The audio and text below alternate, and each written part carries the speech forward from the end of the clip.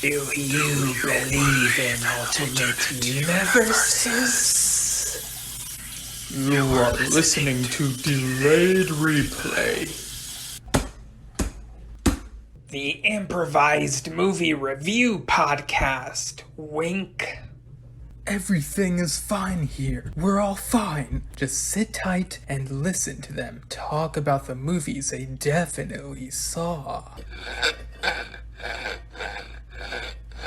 Don't delay. We have to listen right away. Previously on Delayed Replay.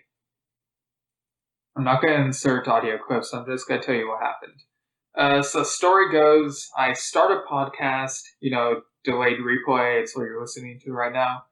The idea is to review movies, some of them as they come out, some weeks or months after they come out. Just an ordinary podcast inviting guests, and then weird stuff happens that I keep forgetting. So there are these interdimensional beings known as the Can of Worms and their master. And apparently they've been interfering with these episodes, like adding stuff to like the intro or to the end, and also messing with my mind. And whenever I did catch their scent, I would forget about them, like they'd wipe themselves from my mind. But they do crazy stuff. There was that one time that they mind controlled me into putting myself and Undress into a room together for like the Escape Room 2 and Spiral episodes. And then they try to apparently create like a cerebral amusement park in my head and are able to change me so that I'm turned into a vampire. Thankfully, I was able to resist the temptations. My dog Elias was keeping me company and reminding me to not give in. But I was like on the verge of like I thought it was gonna be over. And then on Halloween, it got a knock on my door. And who is it but myself from another universe where apparently there's like some virus and people wear masks in the earth of that universe for that reason. And like because of all that, like there are lots of movies and whatnot that got delayed and like stuff I've reviewed on my podcast. I mean, I talked with the me from that world and about some differences and similarities. Apparently, the live action remake, came out on Disney Plus for like an extra $30 fee over there. And from what I've heard, it's different from like the one we have in my universe. So, just weird stuff like that. But anyway, so there I was feeling very ill, and the me from that other universe tried to like nurse me back to my normal form. Like I feel much better now, he helped me. We listened to some prog rock and did some self-reflection and also some like science-y stuff. Like he got some of his blood and used that to like help me. Like he brought some like scientific equipment with him, which I guess I'm like burying the intro under this like super long recap. So anyway, here is my guest for this episode. It is Steven Shinder from another universe. Hey, how's it going? Pretty weird, if I'm being honest. I can kind of tell this is already going to be a train wreck. Oh no, yeah, this is going to be hot garbage, I can tell. Alright, so then we are in agreement. That's good. We're off to a great start.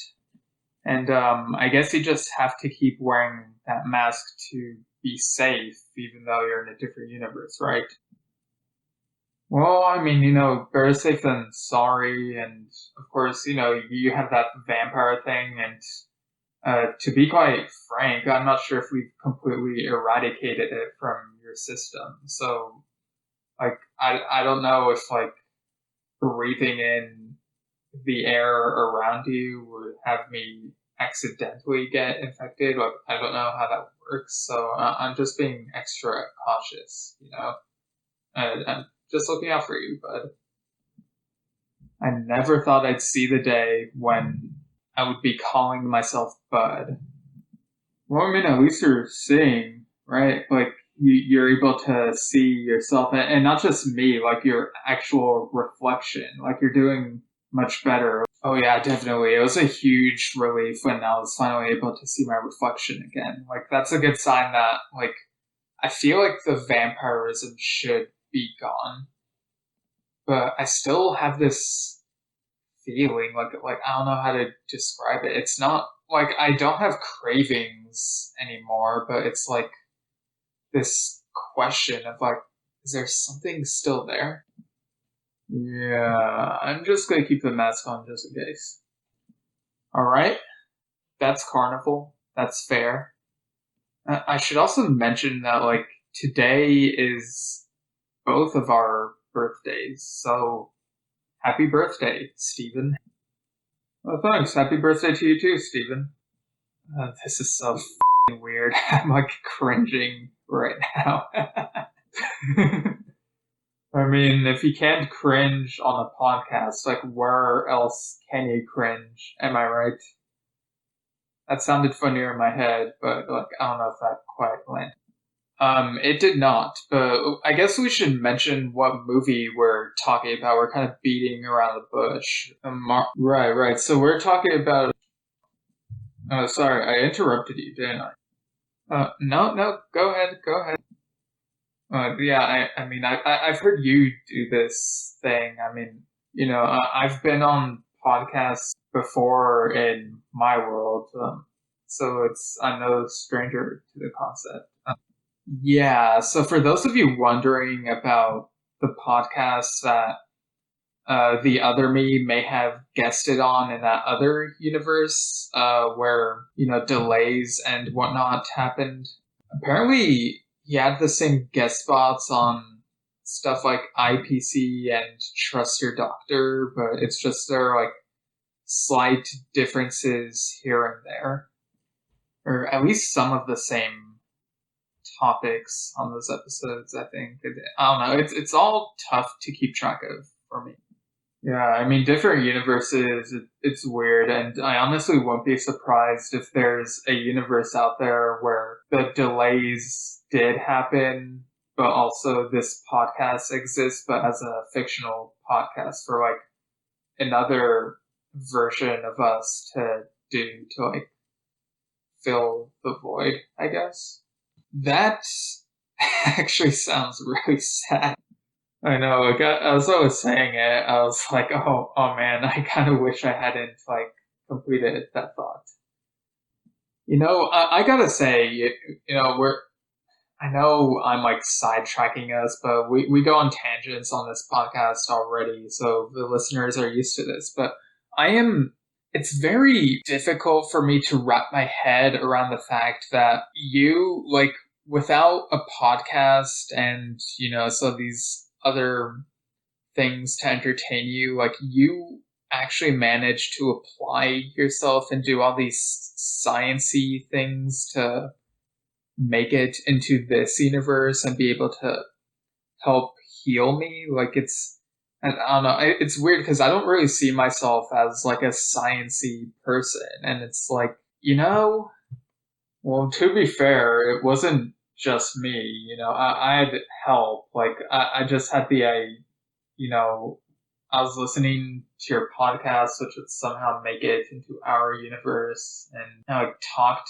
to some people about it, and like I got a lot of help, and you know, some of them have been to college, some haven't, which just goes to show that it doesn't always matter like whether or not you go to like a quote unquote higher form of education or not. It's like either way you can do your part and make a difference, you know? Yeah, so I'd help. It's just that the others weren't we're kind of afraid to cross over here, and because of the virus and everything, we just want to be safe and not send more than one person. And they figured that I'd be a safe bet, being the one to meet up with you. And these people are like scientists, friends. Like, who are they? Yeah, I talked to some friends, and they talked to their friends, and then but sooner or later we were able to come up with something.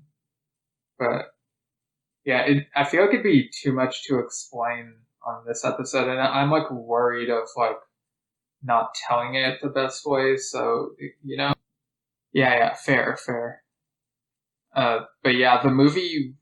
Well, I guess you can introduce it. Like I just remembered, like you were about to. So just go ahead. Oh, cool. Thanks.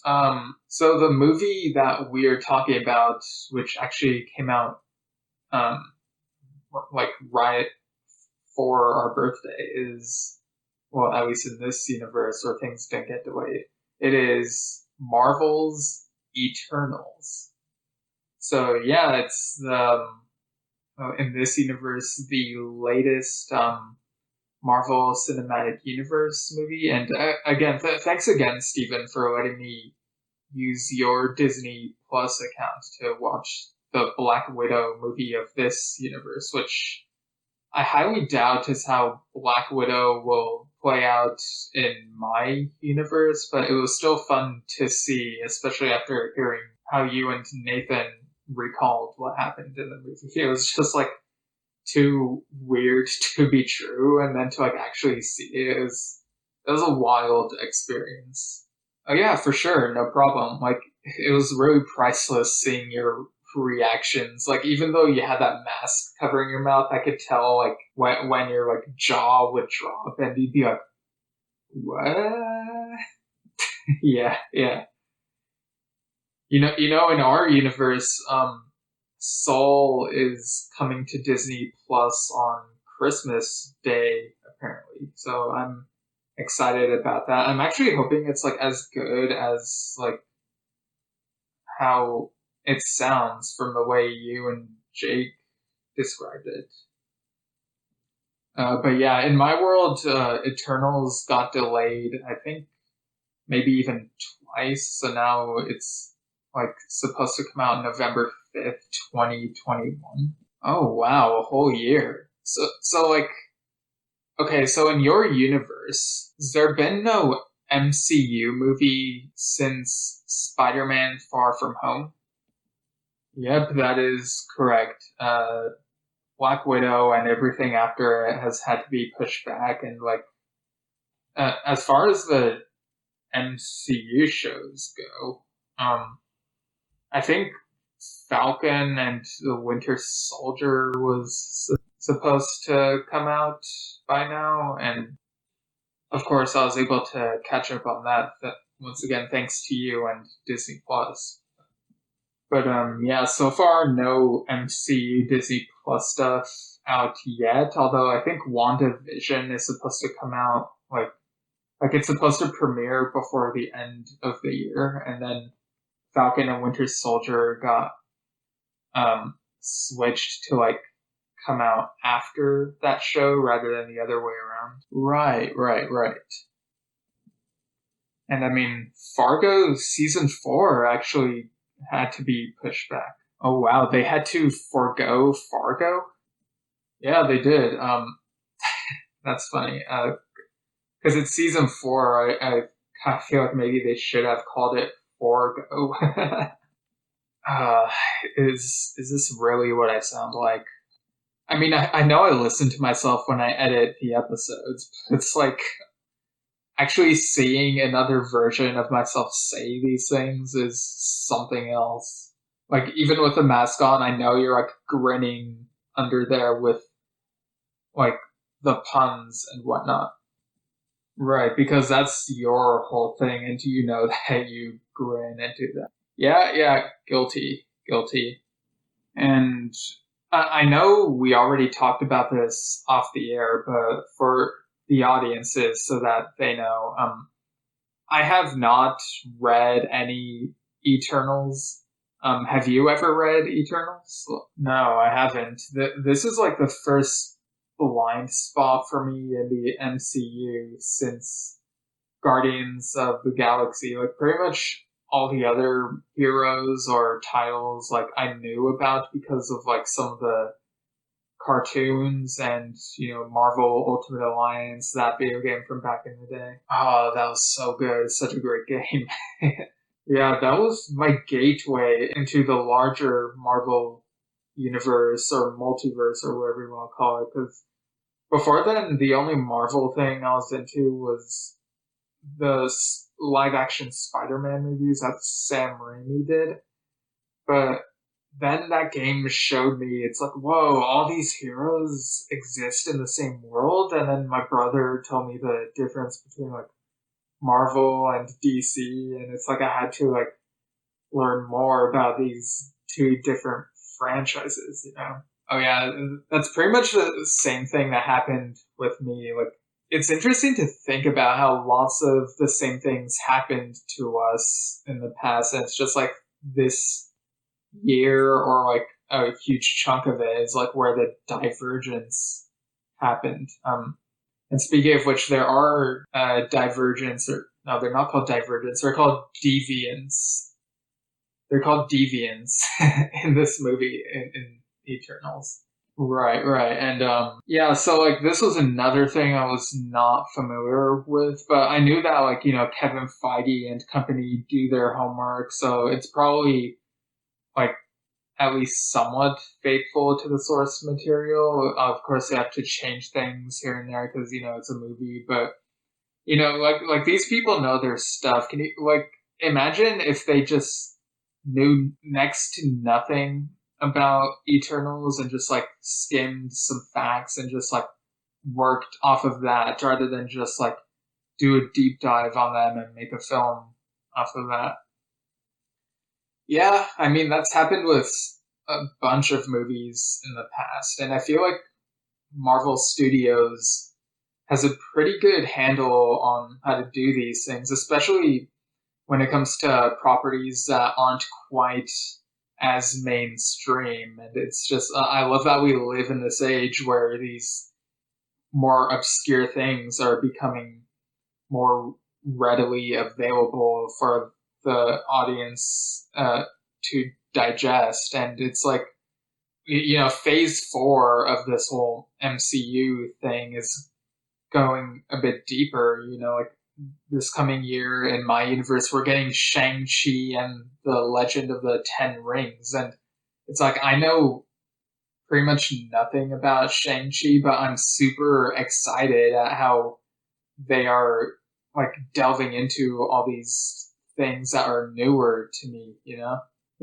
they found a good balance, and like, granted, they probably could have gotten to some of these properties like much earlier, but it's great that like we're getting them, or I mean, I guess you're getting them. We'll hopefully get them eventually. See how things turn out. Right, yeah. So they're called Eternals because they were created by the Celestials, and they have cosmic energy that lets them pretty much live forever. Like we were told at the beginning of this movie that they are 7,000 years old or something like that. Yeah, we are told in that narration by Ron Howard. It's really weird choice for a narrator. Oh yeah, I was very much thinking of Arrested Development when I was listening to that. But yeah, like we got the shots of space and like this montage of these characters throughout history.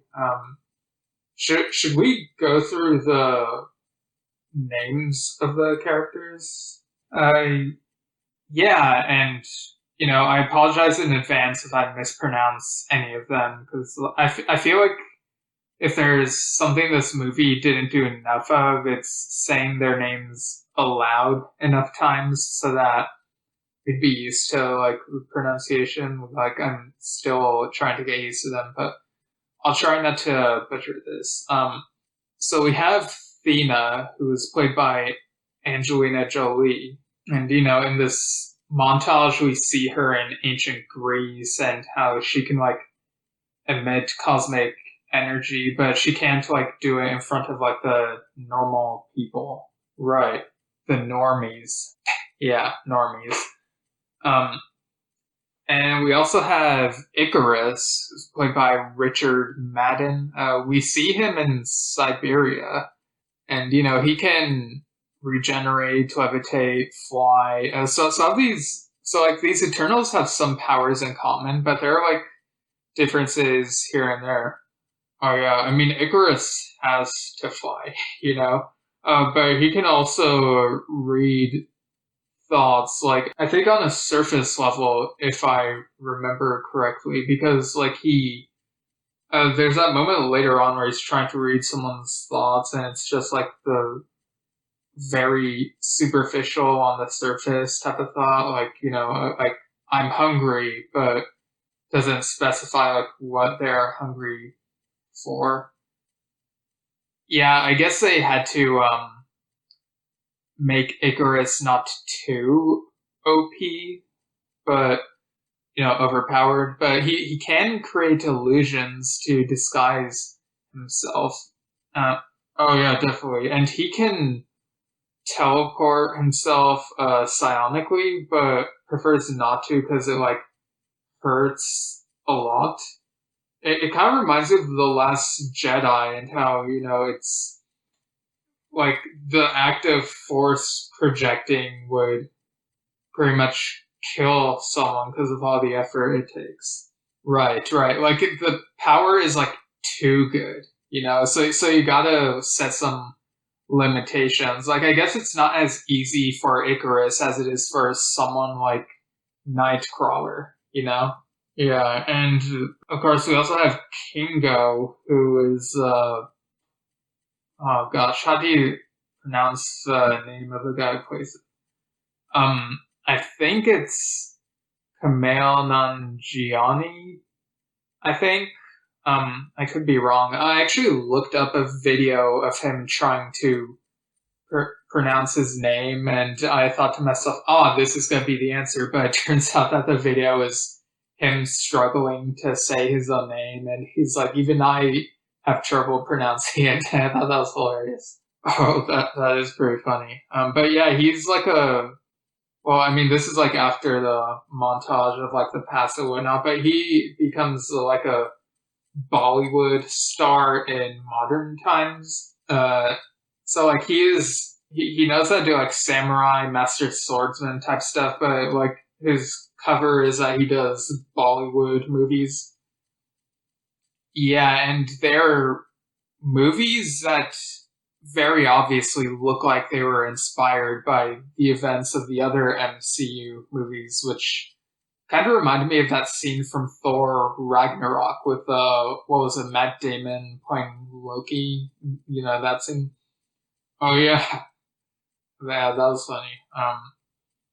But yeah, see, this is another thing though, where I feel like they kind of try too hard with the MCU connections. Like, I guess, like in this case, of course, there would be movies made about those characters, or not about them, but like inspired by them. You get similar characters in these Bollywood movies with similar powers, even if like the story is changed somewhat so that it's more unique.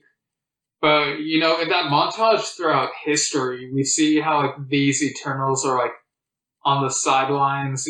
Like we see that flashback at the beginning of the Thor movie where it's like 1,000 years before or something, and the people from Asgard fighting frost giants in Norway, I think it was, and so we see that the Eternals are like watching from afar, and then we see that they were watching certain Captain America moments in World War II from afar. Like we don't get a close-up shot of Chris Evans, but we see like the shield, and like we know that it's him, and it's like it just feels ham-fisted, like seeing that they were like on the side of all these major events we've seen before. Like even the event in Sokovia, where they saw it. It feels like that Iron Man 2 thing with Peter Parker. Oh yeah, I know what you're talking about. Like when I think it was Tom Holland told Kevin Feige, like that kid that Tony talks to who has an Iron Man mask on, that's totally Peter Parker, right? And it's like, oh yeah, that could work. But to me, that feels very blatant retcon. Like when they were making Iron Man 2, they had no intention of that kid being Peter Parker because they would have had to like pay Sony or something, right? And it's like we get no mention of that in the recent Spider-Man movies, so it might as well just be like fan fiction or fan theory, I guess. Yeah, it's pretty dumb. But anyway, so yeah, they also see Sokovia from afar, and the death of Quicksilver, and Makari, is played by Lauren Ridloff, is a speedster, can go super fast, creates cyclones, and like seeing the death of that other speedster, Quicksilver, the MCU version, like it must have like made her like reflect, and like even says later on via sign language, because Makari is deaf and it's even played by a deaf performer. Lauren Ridloff was on The Walking Dead. Oh yeah, I recognized her right away. But yeah, she says in sign language, at least he died for a purpose, in reference to Quicksilver, or I guess Pietro. I can't remember if he was ever given the Quicksilver name. Yeah, and it's kind of weird that the Fast Eternal would be Makari and not Fastos, who's played by Brian Tyree Henry. Yeah, they really messed up with the wordplay there. Well, I guess not for the movie, but like in the comics, or I don't know. I mean, I'm not familiar with the comics, but you would think Fastos would be the fast one. Yeah, definitely. And Fastos. I keep forgetting to mention that, like, these Eternals, they each live in separate places at certain points, trying to blend in to like normal life. But every once in a while, they meet up with each other to like check in on one another. But anyway, Fastos is a very gifted inventor. He even builds Kingo's sword and Icarus's flight harness, which come in real handy later on. Yeah, and I mean with that whole like living forever thing, we get like this really thought-provoking conversation later on, because Fastos has this husband who's played by I can't remember the husband's name, but he's played by Haz Suleiman. I think that's how it's pronounced. Yeah, I don't know how it's pronounced, but yeah, they have this like his husband is very much not in the know for a huge chunk of the movie.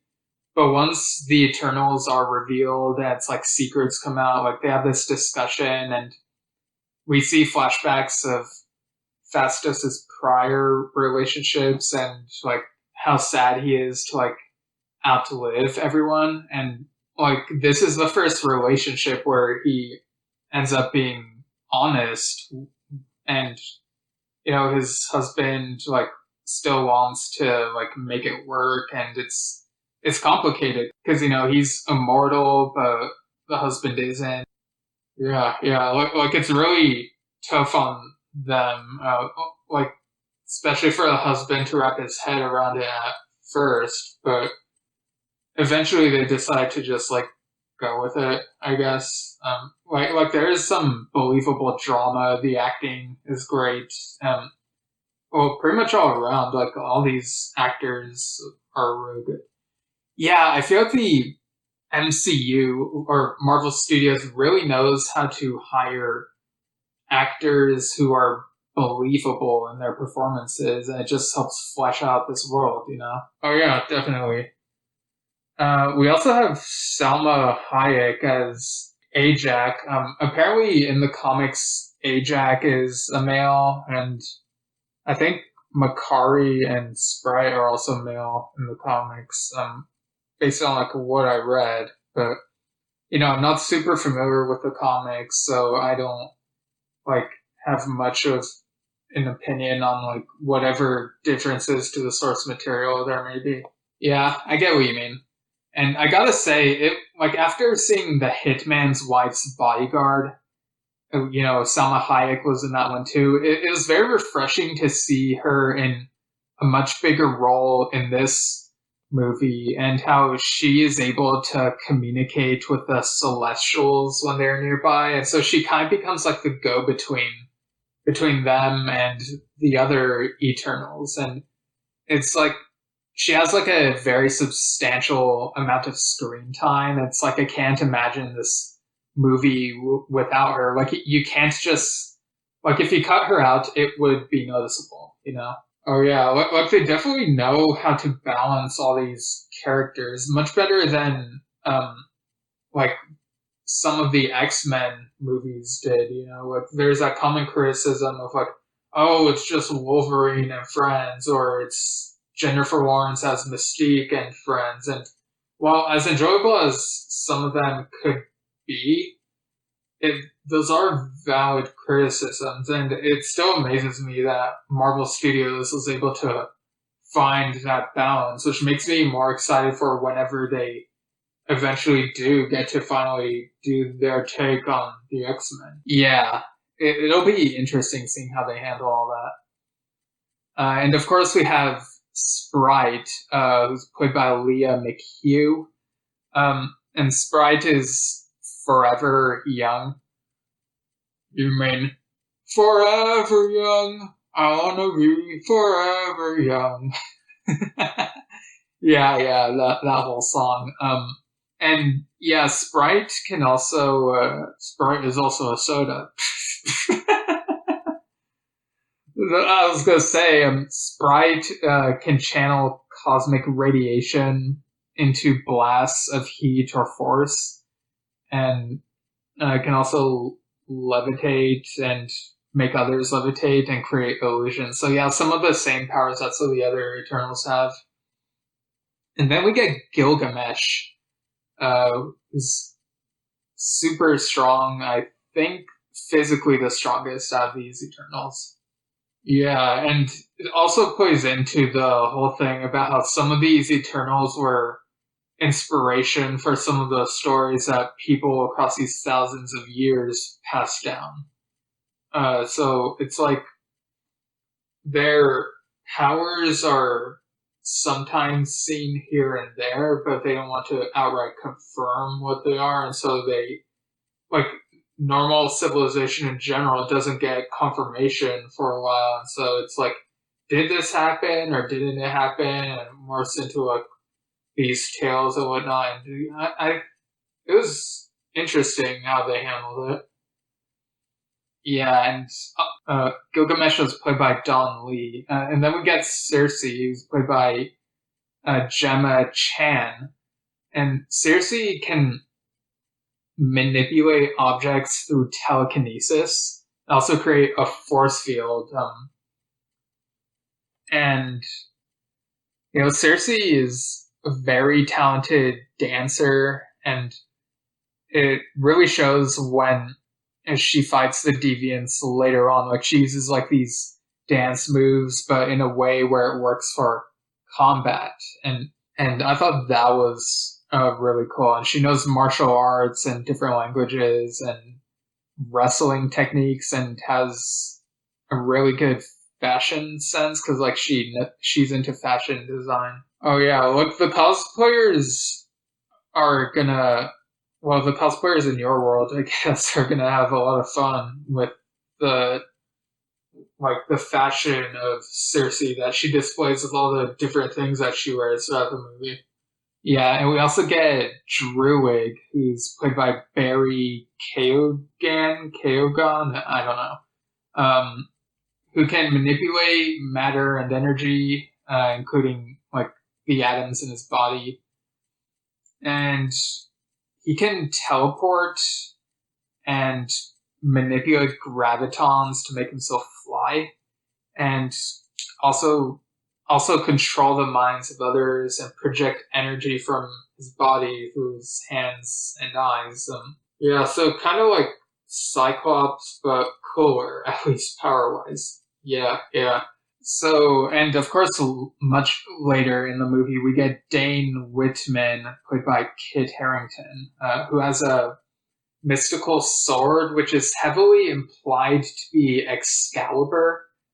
And we even get like a scene where he watches Monty Python and the Holy Grail, the scene with the Black Knight, and that makes him consider like using the Black Knight name. Yeah, that was pretty funny. I freaking love Monty Python and the Holy Grail.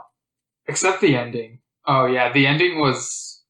Like, as a kid, I watched that movie a lot, and I was not happy with the ending, but the rest of it is hilarious. Yeah. So, after the montage through history, we see the events of, like, Infinity War and Endgame, see all that play out, and, like, after Thanos is defeated, the Eternals are like, you know what? Maybe it's time that we reveal ourselves. Yeah, they wait until after all of that to finally reveal themselves. Like, don't even wait until, like, the first time that there was a snap, you know, when Thanos did the snap wiping out half the universe. Like, the MCU is weird because it's like there are all these properties that they wait until later on to incorporate into the universe, and then it's like, well, where were they before? And it's like, they might not be able to explain in the best way possible, which makes me very curious how they'll incorporate the X-Men into this. Yeah, but hey, the Eternals have decided to reveal themselves eventually to, like, help humankind, so, like, better late than never, I guess. Yeah, and they do it in kind of a get the band back together kind of fashion. Like, some of them are, like, in different locations, so you get, like, Kingo in Bollywood, but then you have, like, Icarus working at Domino's Pizza, because, you know, you gotta have advertising in these Marvel movies, I guess. And Ant-Man, it was Baskin Robbins, I think? Yeah. And, you know, you got these random people on the side kind of criticizing the Eternals. Like, yeah, they stop crime and whatnot, but they're like, what's taking all of you so long to come out and do something? Like, you're all essentially just leftovers compared to all these other heroes that we've had. Yeah, I kind of felt that was a bit contrived. It felt like they were, and by they I mean the people behind the movie, were inserting that as like an artificial obstacle to insert into the movie. Because, I mean, we didn't have that problem with some of the other newer heroes that have come into play within the, like, last few years of within the timeline of the MCU. You know, but I could also kind of see how it would seem weird from their perspective that, you know, half the universe had been wiped out. Like, even then, they still hid themselves, and then it wasn't until after Endgame that they finally appeared, like, publicly. And it's like, you know, they weren't even in that final battle, the Battle of Earth, or whatever it's called. Yeah, that's a fair point. But I did really like the dynamic between the Eternals.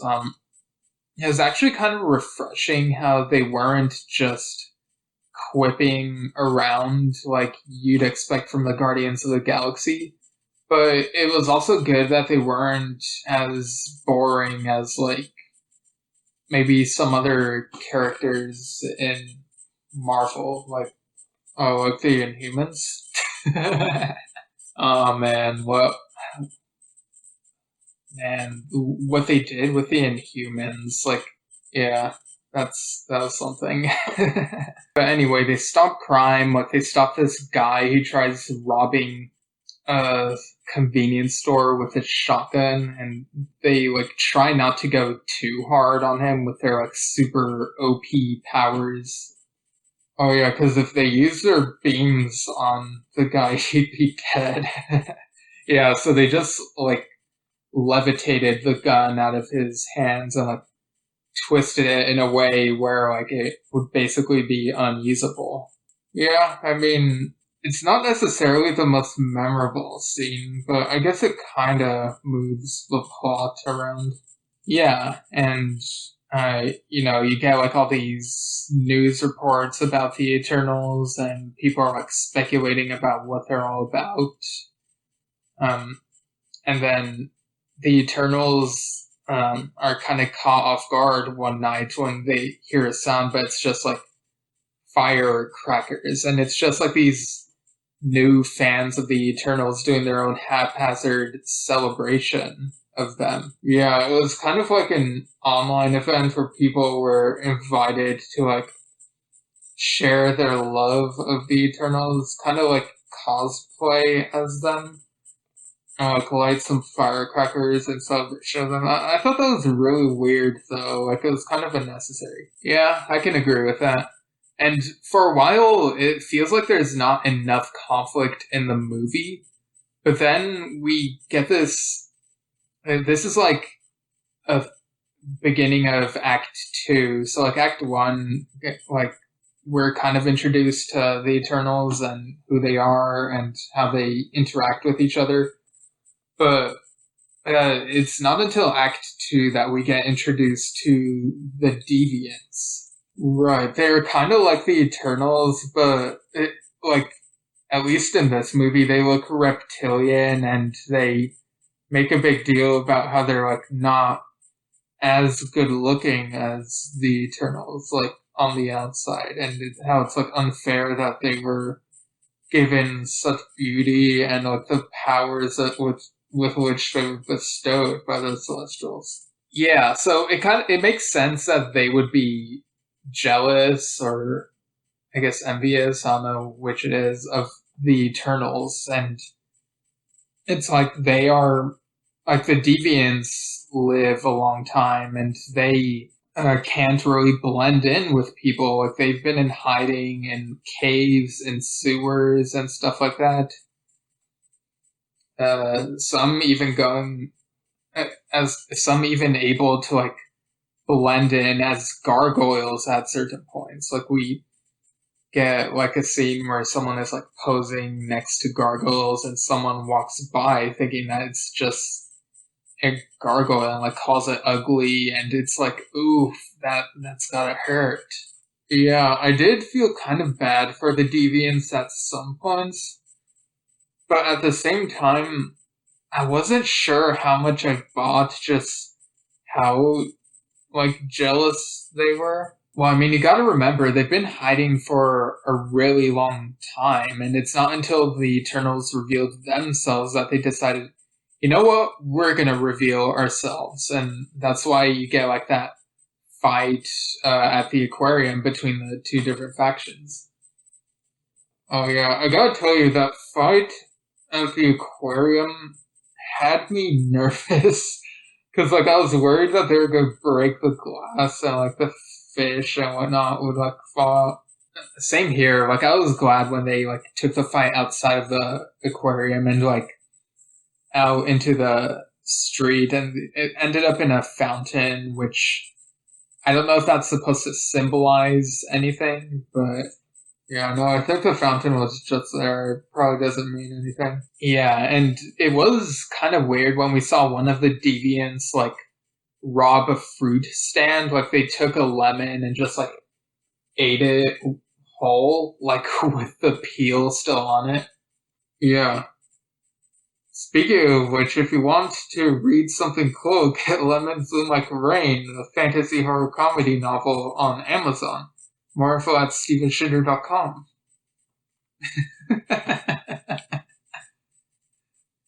Nice.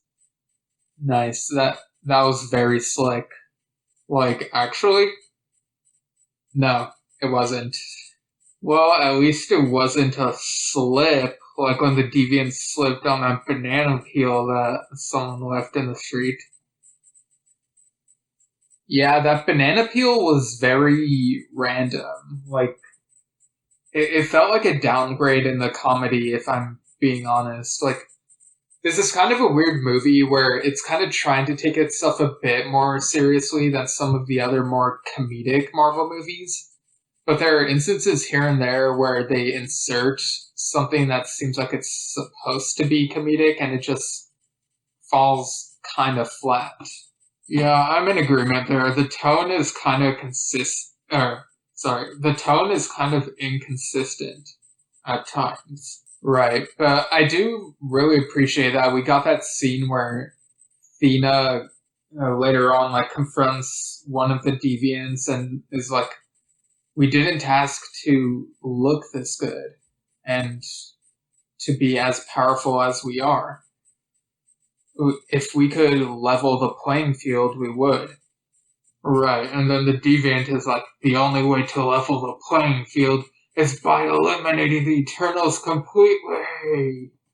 Right, so we still get like fighting between the factions. You know, there are a lot of beams, lots of levitating. They even end up like in Central America and fight amidst some pyramids there, like some step pyramids, and it's you don't see that a lot in like superhero movies. So it was an interesting spectacle. Yeah, but there wasn't like as much destruction because I get the vibe that they were trying not to like try not to disrespect any cultures. So it was like they were fighting each other just near those types of settings and not like trying to damage anything. Yeah, I think it was handled tastefully. Like it could have been handled in a very like super disrespectful way, but I think they walked a fine line. Yeah, and then we get that chase in the jungle where we see all kinds of animals, and it's like the deep. I was kind of surprised how like, the deviants were scared of the jungle cats. But I mean, given how powerful they are. Yeah, but I mean, guess you can't underestimate nature, right? Yeah, true. And I also gotta say, throughout this movie, we get some really good choreography with the sword fighting. Like, Kingo was on point, and, Dane Whitman, like, he's deserving of that Black Knight title, I think.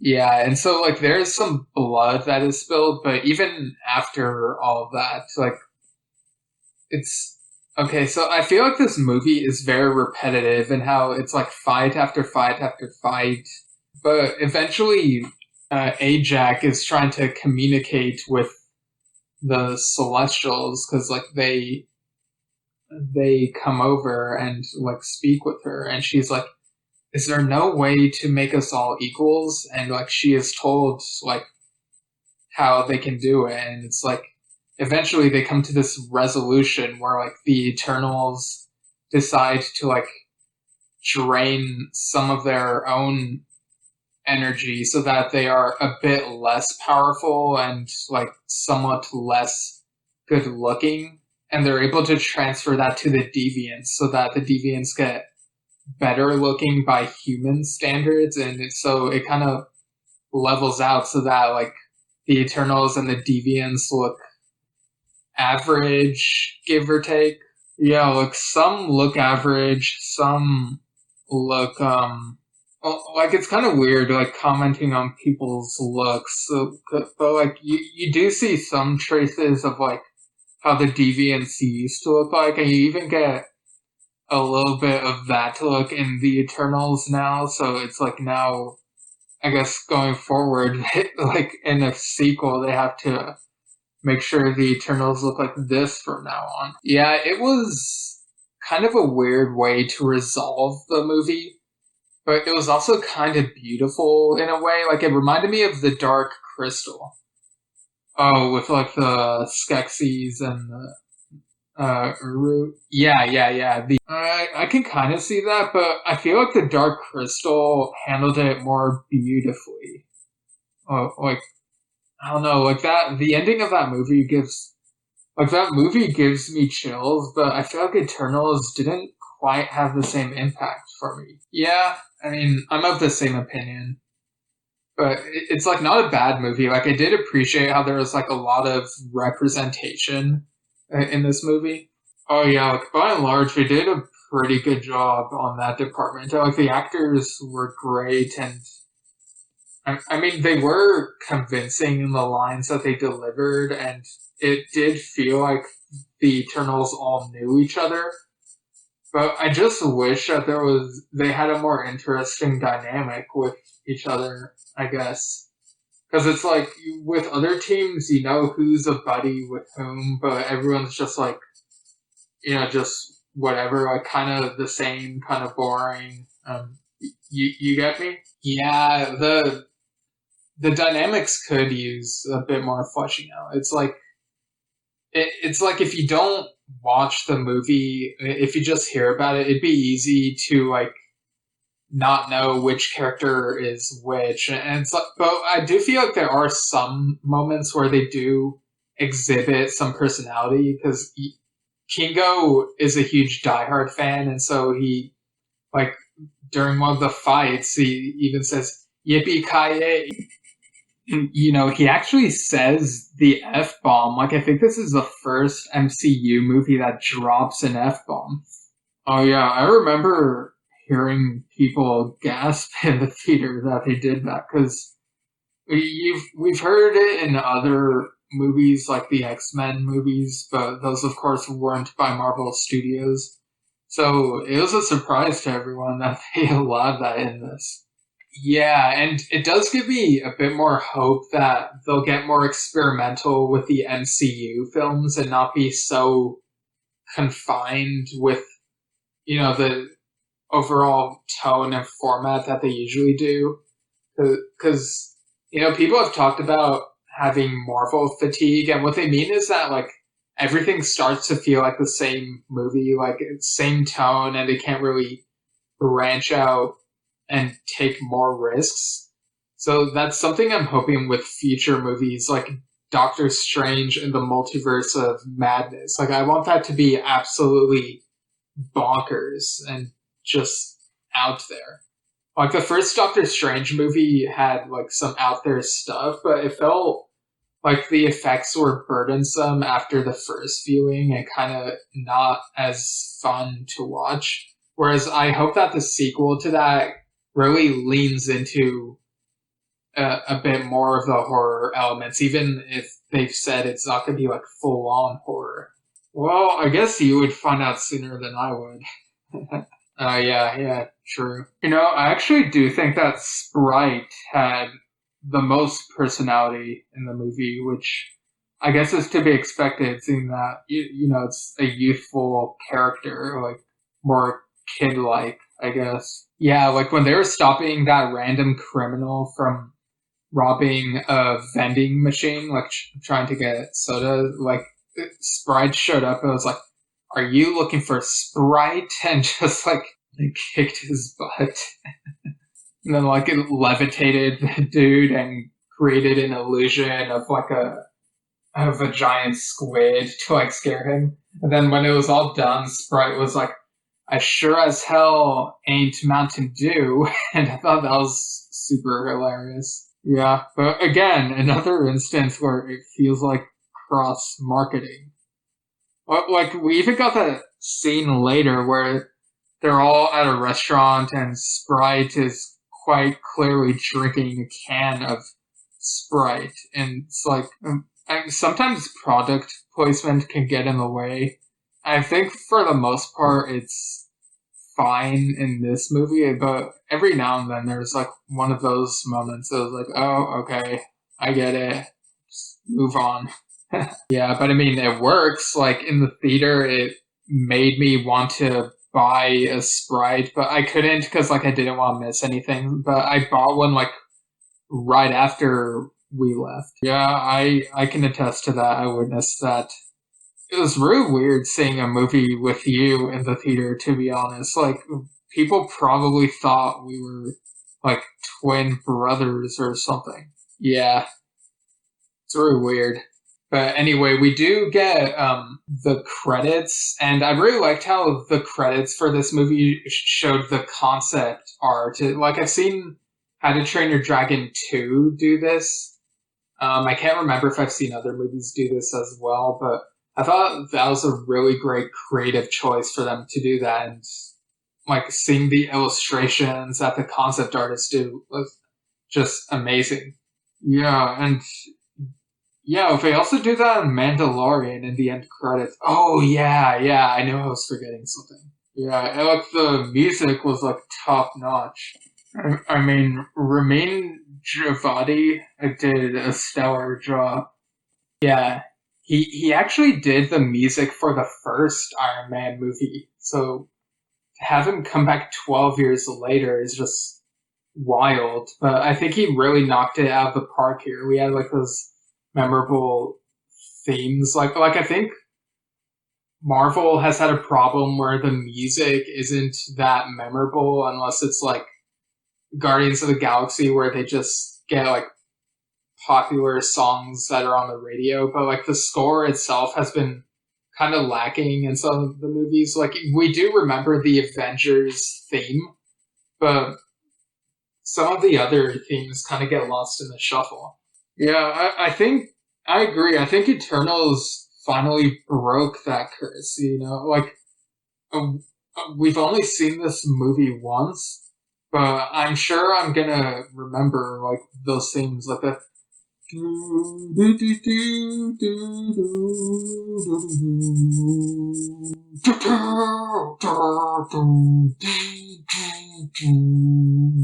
I mean, there's just like some crazy like creative choices in this, and I really dug them in terms of music.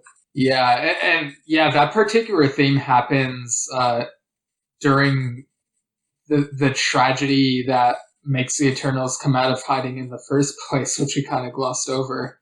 It was when like this volcano erupted unexpectedly, which you know, even given like science and whatnot, you would think people would know, but like it erupted prematurely, and they decided to like come out and like save a town. Like they weren't able to save everyone, but they tried to do as much as they could. Yeah, it was like in a fictional town. I can't remember what it was called, and I'm not sure if it's like from Marvel Comics or if it was made specifically for the movie. Yeah, but it was cool when they had that moment where the people they saved were like, "You have saved our lives. We're eternally grateful." Yeah, it was like that scene in Toy Story 2 and I guess 3. And, you know, because it's all Disney, it's like, yeah, they would do that. Yeah, yeah, definitely eternally grateful that I was able to see this movie in your universe. Wow. I couldn't not facepalm at that. This is so weird. Anyway. I guess we can go into the post-credit scene. Yeah, the post-credit scene was actually a letdown. I don't think that's a controversial opinion. I remember hearing all the people in the theater being like, "What? Come on!" Yeah, they did, and yeah, because the post-credit scene, like at the very, very end, was basically just Icarus's former coworker from Domino's, like knocking on their door, and like they answer, and he's like, "Pizza time!" And you know, it would have been better if they had Tobey Maguire do that, but instead it's just Michael Cera, and it's like, what is Michael Cera doing in this movie? I don't think he's a bad actor, but it's like, what's the point of putting him in that post-credit scene? Like, and saying that popular line from Spider-Man 2.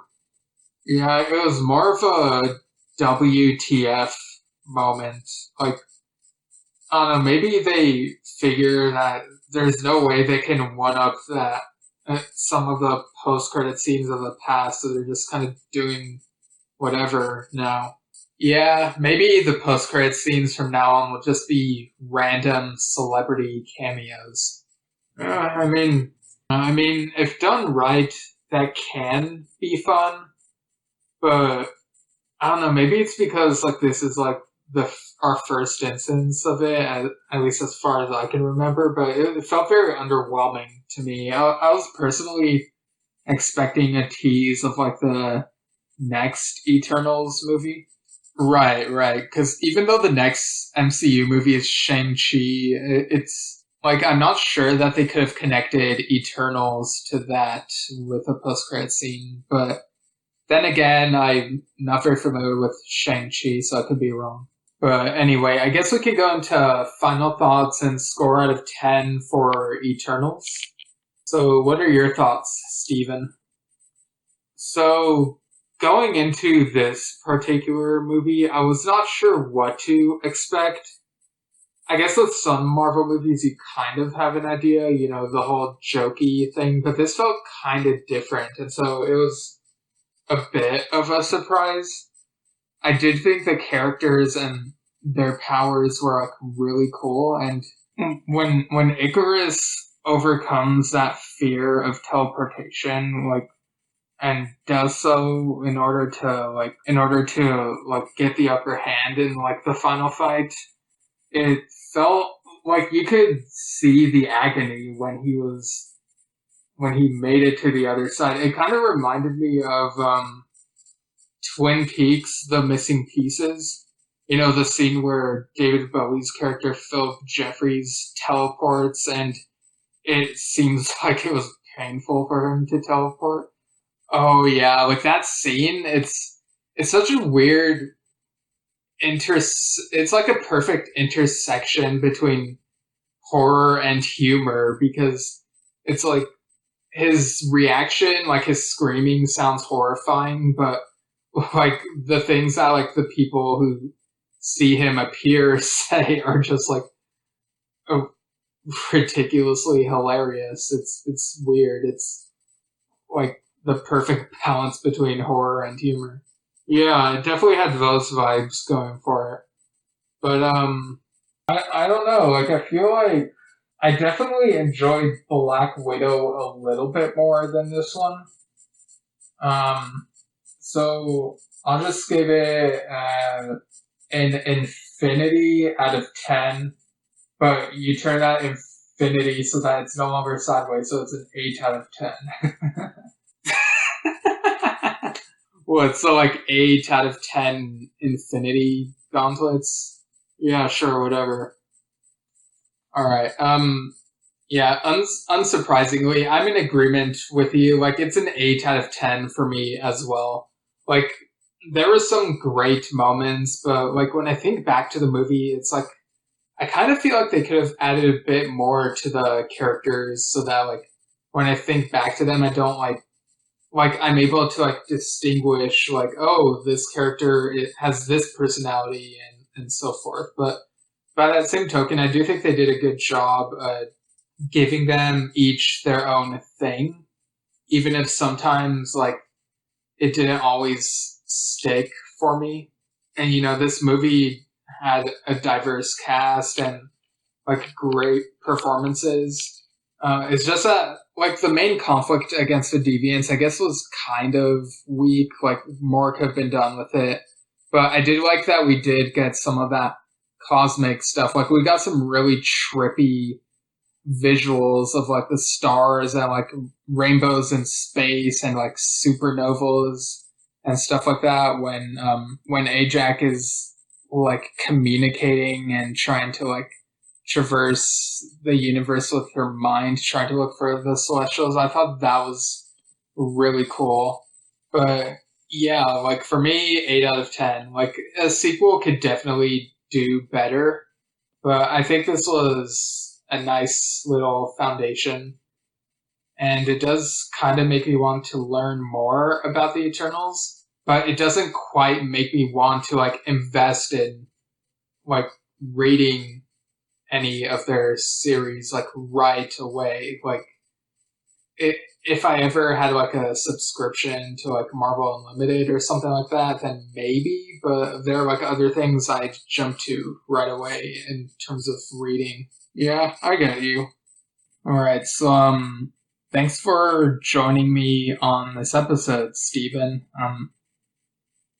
Do I even need to ask you for plugs? Like, I'm gonna be plugging my stuff anyway.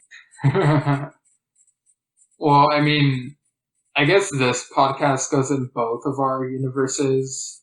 So, because scientific anomaly reasons, I guess.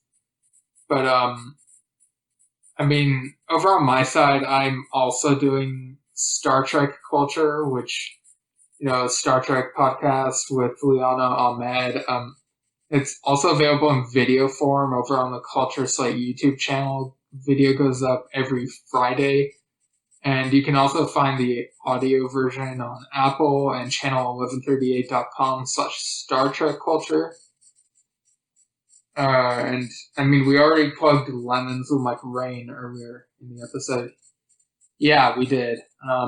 And you can also follow me at Steven Shinder Storytelling on Facebook, at Steven Shinder on Instagram and Twitter. I think that's everything. Yeah, and so yeah, for me, basically everything he just said, but also but also you can find delayed replay at channel1138.com/delayed replay, and you can find all the other links there to like other podcatchers and social media. And if you want to email the podcast, you can email delayedreplaypodcast@gmail.com. Yeah, I mean, I've tried emailing you before and you've been forgetful because of those evil worms that were in your head, but hopefully things are better, right? Yeah, I mean, I feel like I should be better, but...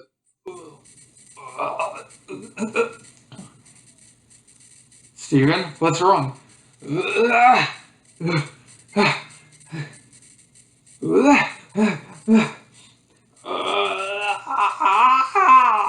think they're back.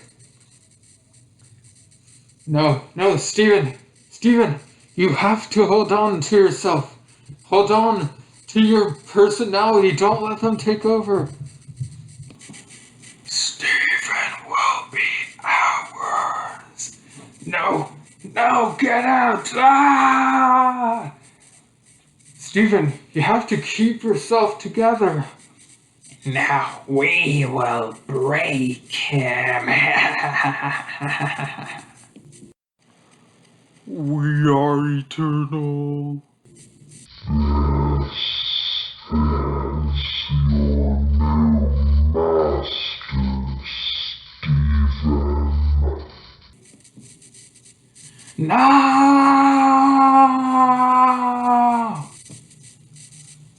Steven, you have to remember all the people who have guested on the podcast.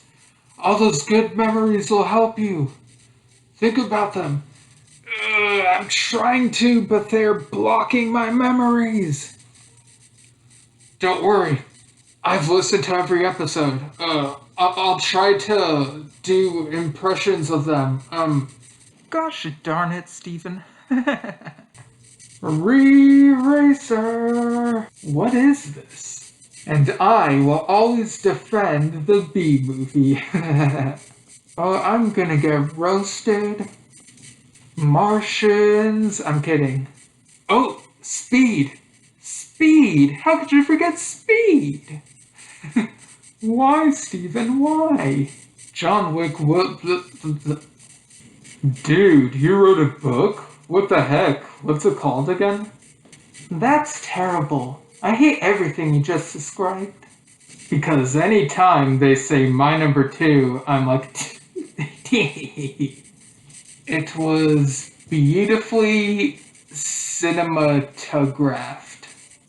We fooled you! We gotcha! You get Buzz Lightyear with a proton pack? I think that sounds amazing. I will cop to writing Morbius fanfiction back in high school. We do not have good barbecue over here in New Jersey.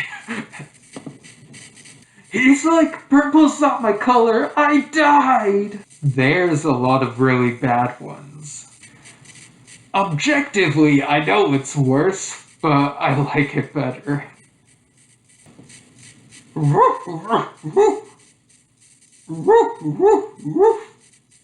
It's delayed replay, there has to be a delay. Get your shit together and go fuck shit up. I remember all the voices of my wonderful guests on delayed replay. And you, evil can of worms, are not any of them. I reject you! No! Oh, that was weird. They just flew out of your head and into some portal and then disappeared. Yeah. I'm not sure if that means we've seen the last of them, but I feel myself now. So my impressions helped. Yeah, but your impressions were also terrible. Well, I mean, I at least got the words right. I figured that would be enough for you to remember them and how they said it. Yeah, fair point. Well, I think I'm gonna be fine now. And this has been such a weird birthday. Oh, I know. I mean, we're 26. Like, that's crazy. Yeah, and this is movie episode 26. That's, wow. Yeah. Yeah, I mean, that's as many letters of the alphabet, or as many seasons of classic Doctor Who. It's weird. Yeah, but anyway, well, I would take it that since you're feeling well, you have plans this weekend? Yeah, I might follow through with them. I guess now that it's safe. Also thankful for my dog Elias here. Yeah, and just to be clear to the listeners, I haven't been here this whole past week since Halloween, or past several days since Halloween. I've been coming to and from my universe to, like, feed my dog. But anyway, this has been quite a trip, Steven. So what's next for the podcast? Well, I think this is a good place to, like, take a break. Just, like, a little bit of a hiatus. Maybe put something out during the winter holiday season before doing, like, a new season in 2021. Yeah, I mean, if you keep doing that, like, me and the people in my world would be grateful, like, hearing your podcast, so that, even if the way you describe the movies that haven't come out yet in our world ends up being different from what we end up seeing, delayed replay is a nice way to hold us over for the time being. It's a nice little form of escapism. Well, I'm glad that I could help. Well, I guess with everything said and done, it's time to say the thing that's always said at the end of these episodes. Is it alright if I give it a shot this time? Be my guest. I already was. Oh boy. Alright, get on with it then. Alright, without further delay, have a good day.